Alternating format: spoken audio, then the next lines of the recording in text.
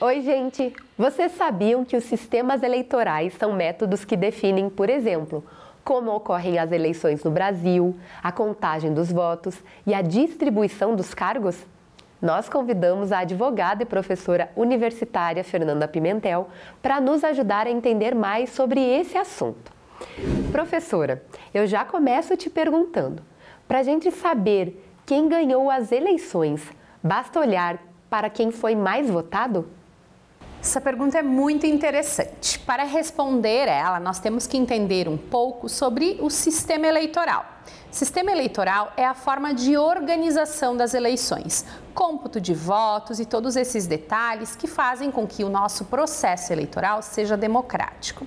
Existem 3 diferentes formas de organização do sistema eleitoral, quando nós olhamos lá no direito eleitoral, dentro dos conceitos.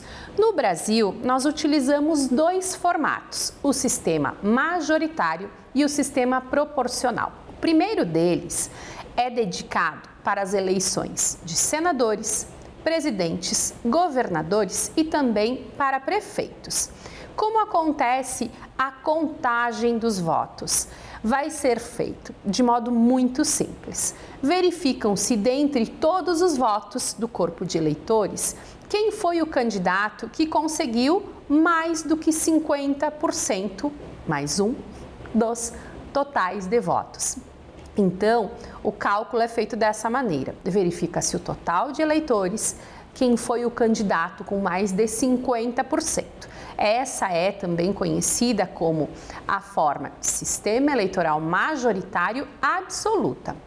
Nós temos um desmembramento, uma segunda forma de computar que é aplicado em algumas situações.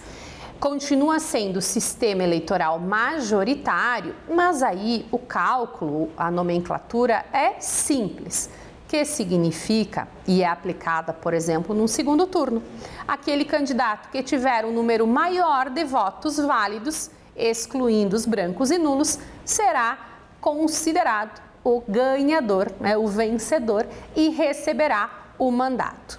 Já no segundo modelo, aplicado também no Brasil, o sistema eleitoral é proporcional.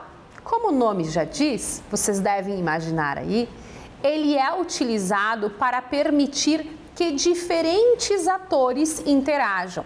Na prática, ele é aplicado nas eleições para deputado federal, deputado estadual e também para os vereadores das nossas cidades. Você, como eleitor, escolhe o seu candidato, colocando literalmente o número dele, ou mesmo a sigla, e aí coloca lá especialmente a sigla do partido que escolheu. É feito o cálculo individualmente e depois é feita uma espécie de rateio, uma divisão proporcional à participação de cada partido.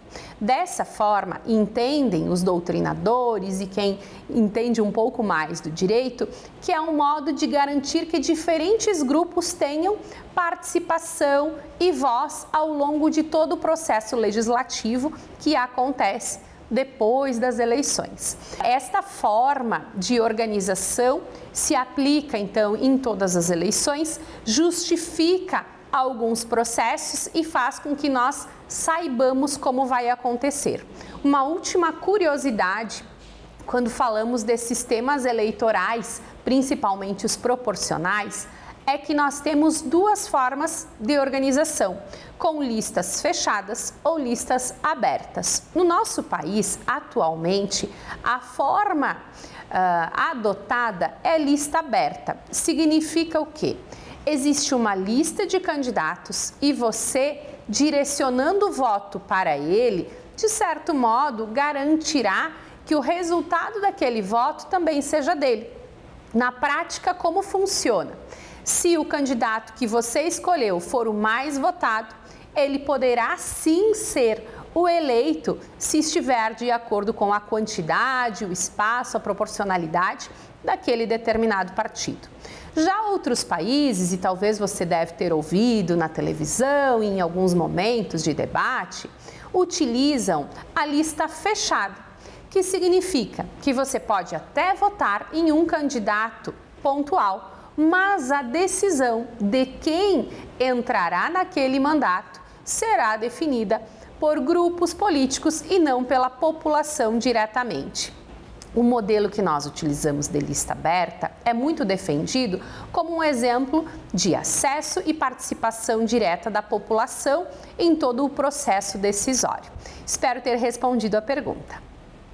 Hoje a gente aprendeu muito sobre como ocorre a dinâmica da contagem dos votos, da distribuição dos cargos, como funciona a eleição brasileira para o executivo e para os parlamentares. Mas afinal, por que é importante votar?